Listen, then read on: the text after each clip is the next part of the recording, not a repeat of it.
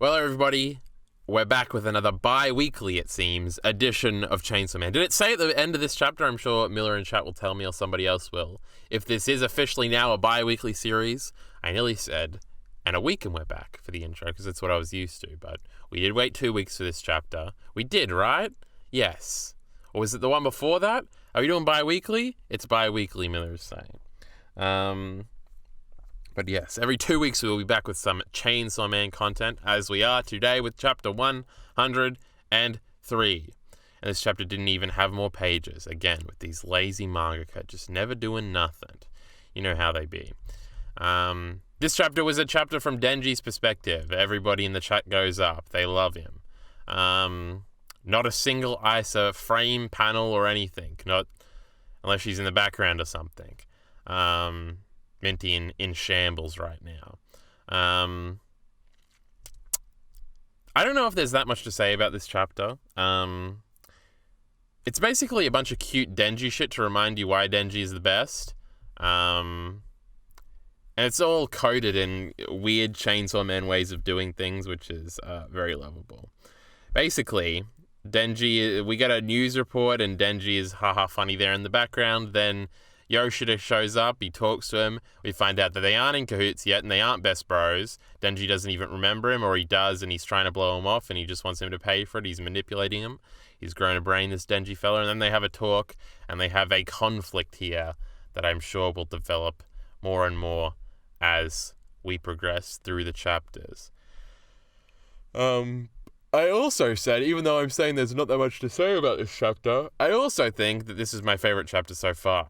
I don't know, I always like the follow-up bullshit more than the action chapters usually. I feel like most of you know this, so everybody was suing out for last week's chapter, and it was very good. But I think I might have liked this one more. Anyway, the little details are really what make this chapter, so going through chronologically probably is our best bet. Chapter review's kind of silly. We need that check in that second channel content somehow.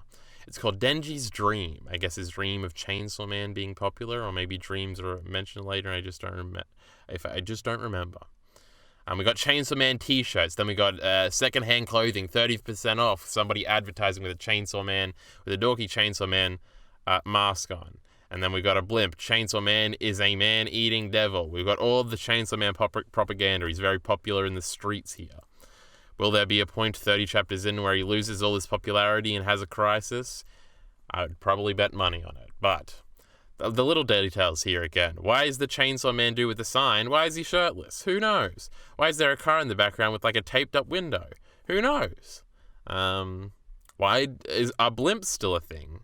I guess it's probably because it's a superhero reference, because Spider-Man have his blimps and stuff all the time. It is set in modern day, right? I feel like we've seen phones before, maybe.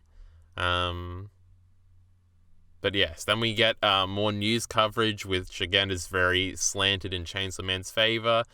He fought the cockroach devil and he even saved a cat, ignoring all the people that died. We've got a news reporter on the scene, everybody posing in the background. And they basically do an interview segment with interviewing all the locals, and we get the wide variety of opinions from the various people. Like the young parent who says he's a huge fan of Chainsaw Man, but it's too gory for kids. Now that's a little self-aware, huh? Even though this is a shonen manga. And then there's a dude in glasses that looks vaguely professional, saying he can't accept it and he doesn't like him. There's a teenage girl. Is this a boy? He does have a tie on, though it could be a girl. I don't know. It says Chainsaw. Everybody, his entire class is obsessed. And then we got some old curmudgeonly dude talking about how Chainsaw Man is stealing people's jobs. We got a MILF. I'm presuming she's a MILF.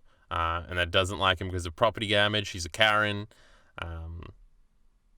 I can't deal with men who don't take good care of things. Then we got like a weird surfer druggy dude saying he's the bomb. It's great, all of them. We've got some contrarian school kid saying he's too popular, it ticks him off. Weird kid freaked out, doesn't Chainsaw Man eat people?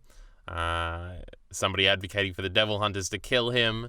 Every one of these is great. And the way they're framed on the panel, it's fucking all sick. My friend got... maybe we shouldn't read all these out, but they're so good. My friend got saved by Chainsaw Man once. He's a really good guy. I totes love Chainsaw Man. If you're watching this, give me a number. Cute girl, Denji will try and get this number later on. Sadly, he will not be successful. We got a conspiracy dude, Chainsaw Man doesn't exist. Some fat otaku dude he's like, Chainsaw Man, right? Chainsaw Man rules, because he's trying to fit in. Got an old lady, saved a cat.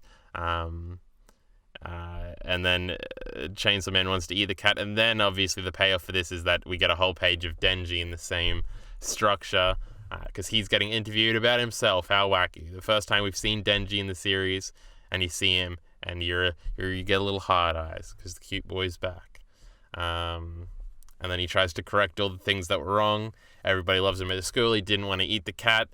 He's gore-tastic, but that's what's cool about him.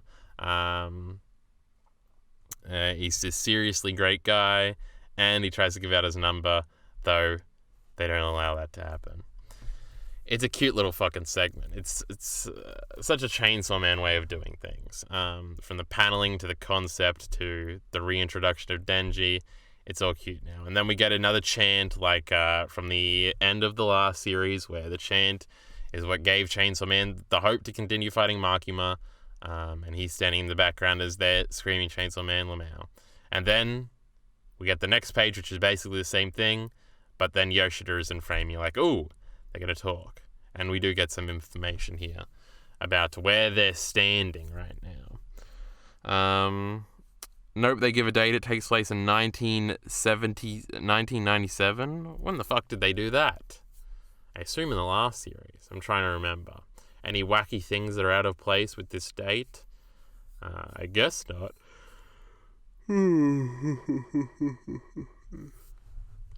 I mean, this is an odd thing I was thinking about. Well, I've always thought this a little bit, but I was thinking about it again last night about Devilman. And about how... And this also is a point in Revenge, the TV series, where, let's start with Devilman. Devilman looks pretty modern. Like, you really don't get the sense that it's, like, from 1972 that much when you're reading it. And I guess that was the same here, where it's like, as long as there aren't phones literally out, or we're not, like, seeing TVs all the time, or even cars, but even the cars in here, we see them all the time, and it didn't even give it away. I guess all the cars kind of look 90s. It's interesting that, like, 1972 life compared to life now isn't really that different in sort of the general aesthetics. Like, if you look at a city, they're going to look vaguely the same.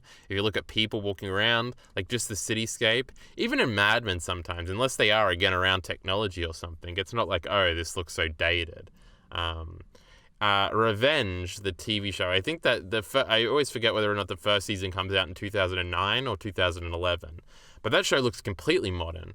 And I remember when I was rewatching it a few years ago, the only time, like, when they showed somebody on a mobile phone, and it wasn't like, it was like a flip phone, it was like really jarring. It's like, man, like, this is the only indication, because they even have laptops there that don't look that old in the show and everything. It's like a jarring situation when you're forced to face the fact that, like, oh, this isn't a completely modern show. This is, like, from 10 years ago or something.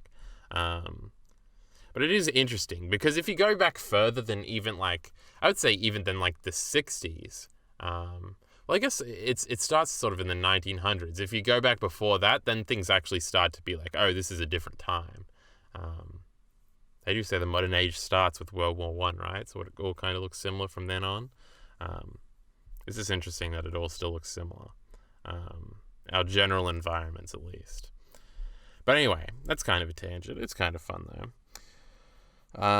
Well, it doesn't do the oh, I should read the one beforehand. When the Gun Devil attacked and they gave the date. Oh, I do vaguely remember that, huh? Well, it doesn't do the Stranger Things stuff of saying, well, this is an 80s movies are super popular. This is a lot of 80s iconography, yeah. It's not trying to be a nostalgia bait thingy here. I'm trying to remember. Denji sees the TV and he like picks it up, and I feel like it is an old TV when he does that at the end of the last series.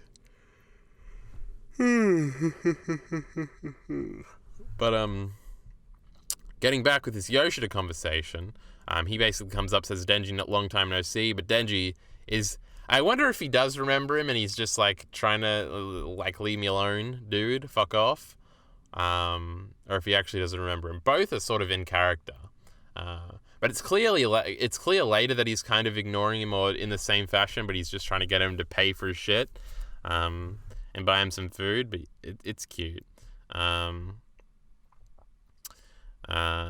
He says, "Remember when those assassins were after you? Hey, I remember the last arcs." And then Denji claims that it never happened, which again is kind of funny and weird, but in a very Denji way. He says, "Trust me, it did.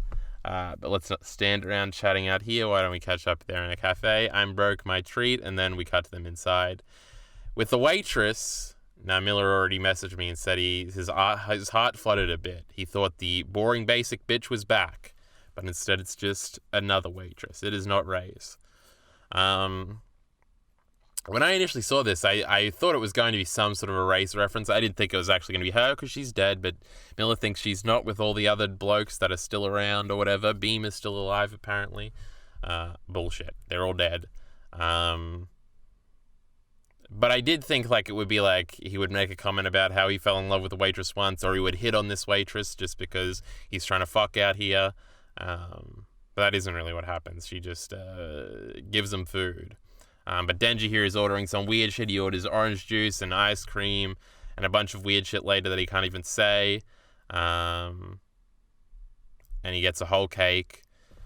When Octopus Boy just wants an iced coffee. What a normal person. Spaghetti. How wacky this Denji fella. Now, this is done a few times here. Wait, didn't they do the manga joke again up here? Oh no, that's coming later. That's the Octopus Boy says that, but we did talk about that last time, so when that comes up, we should talk about it again. But here, I'm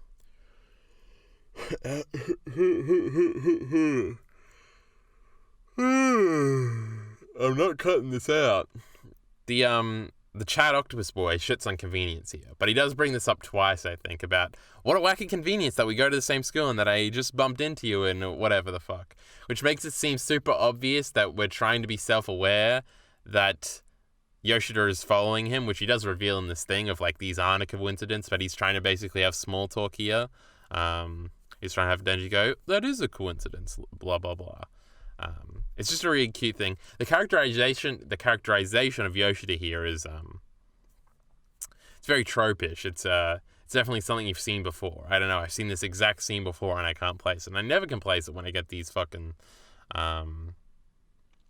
these vibes. I don't know what other word to use. But I've seen this scene where somebody who's actually been following the bloke tries to pretend that what a convenience this is. Convenience? Yes, that is the word I'm looking for, right? No, coincidence. A coincidence out of convenience, perhaps. But Denji notices the school uniform, and then that's when he says coincidence again, and then he brings up the "are you stalking me" thing. He laughs nervously. I fucking yawned and I can't believe it. And then Yoshida starts giving the exposition about how he's supposed to be keeping an eye on Denji. He's working for some organization. It's not an evil organization like in some manga. Our goal is simple: to ensure that you live a peaceful life, which is interesting. Now, the obvious assumption is that he's working with the bloke from the first manga who was in charge of public safety. I don't remember if it exists or not at the end of the manga. He likes Denji. He might want to keep Denji's life peaceful. Or it's some new character or some new group. I'm not sure. But when I brought this up to Miller did point out that Yoshida here did not used to work for the public safety things. He was a private devil hunter or something. My details are all fuzzy, alright? I read this thing a few years ago. But apparently that's how it be. So if public safety doesn't exist anymore, then maybe the old man from the first one now works for this same organization. But their goal simply being to ensure that Denji lives a peaceful life is an interesting one. Why would that be your sole goal? Maybe he's lying about this too. Maybe they're just trying to keep tabs on Denji so he doesn't freak out. Maybe they know about the Chainsaw Man power thingy, and that somebody's going to come after him eventually or something like that. It could be a bunch of things. Got the fucking yawns, chat, and they're not going nowhere. But now Denji doesn't really care. He's trying to order other things. He's trying to order creme caramel custard pudding. I don't know if that's actually how you say it. And then he says it back because Denji's still learning things. Obviously, his wacky eating shit is still here. Let me check chat real quick. No, Beam and the other friends are dead, I think. Wasn't Beam? No, I don't think Beam was one of the ones that she was like puppeting. Sword Boy, who we kicked in the balls a lot, he might still be alive according to Miller's chicanery. It's also different because Russia is the Soviet Union in Chainsaw Man, and they break up in like 91 or something, or is it in the 80s? I think it's the 90s, the early 90s, when the Soviet Union doesn't break up. So yeah, it is alternative history. I do remember the Soviet Union thing. It's just the weapons hybrids are probably alive. These characters are not alive. Setting it in the 90s means Denji won't get immediately outed from someone with a phone. I guess that's the thing too. It means characters who find out will have to work their ass off to get proof. Isolates the conflict like that.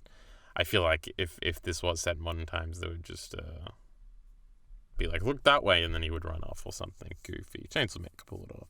If Denji lives a normal life, then Puchita can't take over and begin erasing concepts, so it's in their best interest to keep Denji in his current state. That's right, Denji can do a freak out form.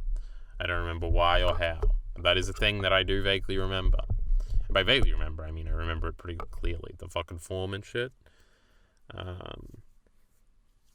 yeah, maybe that's it. Can you tell that I'm sleepy? And they basically say, and then Yoshida continues here, saying they don't want people to find out that he's Chainsaw Man. And then Denji's like, why the fuck would you do that? And then we're getting the food. And this is a cute little gag where Yoshida takes all the cutlery and he says, if you're found out, I won't let you eat this cake, which seems to show some sort of understanding for Denji of like, he probably would not reveal his identity just for some fucking cake or something. That's such a wacky Denji thing. He just wants to touch boobs, Lamau. But then in a very Denji also fashion, he just cuts the cake up with his hand and starts eating it because he's gross. And he's still a poor man at heart. And then he's scoffing down the cake. But then Yoshida continues about, he says, if you let the cat out of the bag, more cat references. The life you have now will fall apart. And Denji basically reveals that his big scheme is that well, first of all, Yoshida asks, why does he fight? He's not an altruist. Why is he killing devils? Denji's a very selfish person. Why would he be helping all these people out by killing devils? And then Denji exposits here that it's all part of his master plan. He's going to become super famous as Chainsaw Man, then he's going to get found out, then all the bitches will want him. It's a genius plan. I think my only superhero reference is Spider-Man, because it's the only superhero I really grew up watching, my engagement with Spider-Man is more than just fucking modern films. So I feel like this is like a little bit of a twist on the Spider-Man thing. If Spider-Man would always get in romantic trouble because he would never reveal that he was Spider-Man. Like, he would disappear and Mary Jane would be like, where the fuck did he go? And then Spider-Man would show up and she'd be like, man, I want to fuck that Spider-Man so much more than Peter Parker. And sort of part of the point of Spider-Man, right, is that he has to do the right thing even if it comes at the expense of his personal gain or his relationships or things like that. But tying him into one and the same and only having the former be because of the latter, is cute as fuck. It's more of this Denji being a evil, immoral person, but he is made very likable through that. Because aren't we all just a little bit selfish? But yeah. But then we get the coffee laying down. Why? Because when my secret's out, the ladies will be all over me. And then we have a thing here where Yoshida is trying to figure it out, and he points his finger in a bunch of directions, and then he can't figure it out, and he is stumped. And then that's where we end the chapter with them both eating. It'll be interesting to see if we pick up right on here. This last page is very pretty. There's a bunch of things in the background. We got a bird in a cage. Isn't that just a symbol? And then we got like a tree and stars and shit. I don't know. The way it's drawn is very pretty. We got the lighting. It's cool. This is also the image that you're looking at right now, or at least part of it kind of fucked up.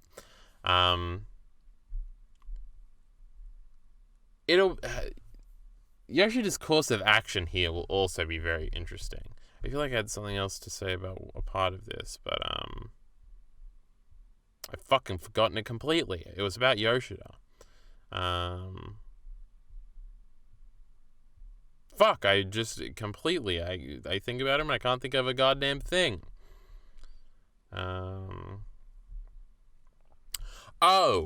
Obviously Yoshida doesn't really relate to this because he was offered some War Devil pussy and he turned it down immediately. So we're kind of getting into the yin and yang here, the opposites. Now, one of them has dark hair, one of them has light hair. Will Denji sacrifice Octopus Boy after he falls in love with Isa and then he doesn't like what comes next? Poor Isa. But it is interesting in that fashion of like, clearly Yoshida's motivations are very different. This is also interesting because the dynamic here is Yoshida is forced to be the straight man here. Because whenever you're around Denji, unless you're literally power, you have to play the straight man. So I feel like we need another character, and Isa can't be this character because she's not really the straight man either. Though I guess she could play off the straight man here. Though no, it would be like Denji doing some wacky shit on one side of Yoshida, and then the War Devil taking over and doing some wacky shit on the other side of Yoshida, and he would be the normal man. No, they're turning Yoshida into Aki 2.0. No, don't make him boring. He's a cool octopus dude, who's too cool for school, except he is in school. So we need a third here that isn't Isa, because then she won't be the straight man. We need a straight man here so Yoshida can be cool. Now I assume Denji's going to blow him off, and then like he's going to get into a fight, and then Octopus Boy is going to show up, and he's going to be like, Octopus Boy, get the fuck out of here, I'll handle this shit. Or maybe he will get revealed, but he will also get revealed while he's fighting with Yoshida, and they'll kill a big demon thingy, and it'll be like, Denji Ikari over here is Chainsaw Man. But all anybody will care about is Yoshida because he's cuter and all the girls will want him. What big conflict would be abound if that was to happen? I'm fucking fantasy booking this shit on the fly. But then he's not gonna take advantage of it, and my goodness. So there is a lot to be said about the dynamic here. Yoshida was very understated here. Now it's possible that my memories of Yoshida are completely out of the fact, but I remember him being like basically too cool for school. But I guess that fell when confronted with Denji. You just are forced to be the straight man, because he's such a wacky fella. But it'll be interesting to see how that dynamic develops. Gaijin is saying in chat at the end of part 1. He becomes weaker because the people stopped fearing him. Nice to see that he has a healthy amount of haters among the humans too. That is how the devil power fucking system works. But yes, there are some people that didn't like him. I guess that was another point of that, besides just the framing device. Yoshida lawful neutral, so many possibilities, perhaps. I do wonder how Aki and Yoshida will be differentiated. I can't care about Yoshida too much, and it took until the end of part 1 for me to start liking Aki. True, Aki, lame. I feel like Yoshida is already likable. But even thinking back to the Isa moment with him, he very much is playing the straight man, huh? Big problems ahead for poor Octopus Boy. It'll be interesting. It'll be interesting if, like, basically, because last chapter was both of them, and this chapter was Denji. It'll be interesting if now we get a full Isa chapter, and then we cut back to a Denji chapter, and we switch back and forth. I don't know. He doesn't have to stick to such a rigorous scheme of 1, then 1, then 1, then 1. We gotta do 2, then 3, then 1, then 3, then 4, then 1, then 2, then 1. It'll be interesting. Because I'm pretty sure last time I said, like, there's no way next chapter is a Denji chapter. That'd be too wacky. I don't know where we pick up with Isa yet. Yuko in the hospital. She's sitting bedside. I feel like I came up with a bunch of different ways that could happen last time. But overall, I don't know. I really like this chapter just because there's a bunch of wacky Chainsaw Man memes. Like the interview process and the paneling and even the conversation afterwards. And when it ended, I was like, man, it's already over again. Yikes. But again, we're in the beginning stages here. We're setting everything up. We don't really know the direction. It's cool. But other than that chat, unless you got something else to bring up, I think that's where the extent of what I've got to say about the chapter. Isa and Denji are going to have the weirdest relationship. Just imagine Isa's awkward and hates him. Denji is completely shameless and antagonistic half the time. Yoshida going to have to mediate if they ever become a trio. They would seem like the likely trio here, but how does Yuko fit into it? She didn't get killed last time when she very easily could have, so I assume she's going to be important. And obviously they were already framed as the trio without Denji. It'll be interesting. I'm sure there'll be other new characters too. I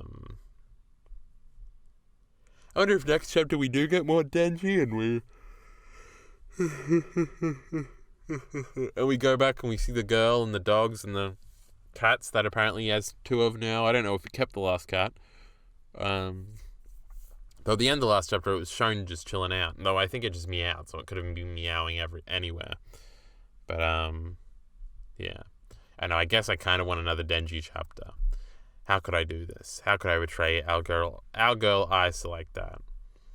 But with that being said, oh yeah, where's Mini Makima? Yeah, she's a good girl, right? She gets hugs, so she's not a bad one.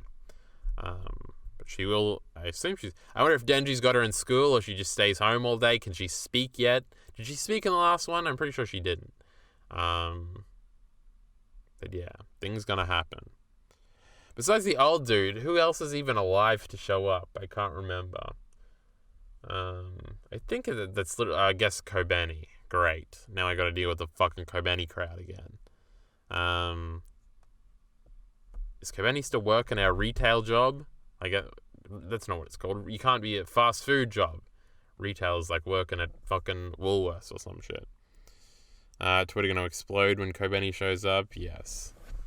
These idiots love this dumb bitch in a car. Other than that, I think that's it, right? The rest of them are fucking dead. Chainsaw Man be killing people out here. Though I don't think anybody really has died yet. We are only like 7 chapters in or whatever. The student died, the teacher died. Buckley, or was it Bucky? I already forgot. Bucky, he died. Sad times. But yeah. She did the tripping joke first. What's to dislike about Kobeni? I don't know, what's to like about this bitch? What's the tripping joke? I can't even remember. Oh, the tripping joke, and then that was in something recently, and Miller was like, oh, it's the tripping joke, but I can't remember what the tripping joke was in. What were we watching recently? It wasn't in House of the Dragon, I don't think. I